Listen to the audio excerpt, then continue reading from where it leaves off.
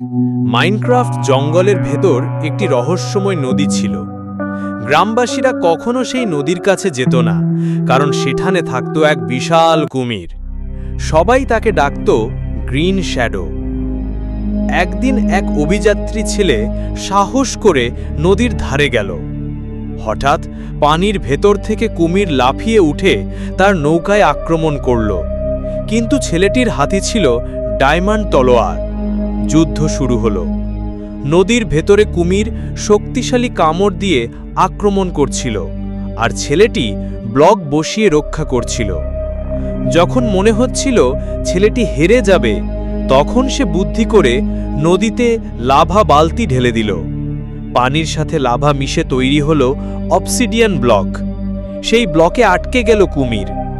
অবশেষে অভিযাত্রী কুমিরটিকে পরাজিত করল এবং নদীর তলদেশে লুকানো একটি এমারেল্ড ট্রেজার চেস্ট খুঁজে পেল।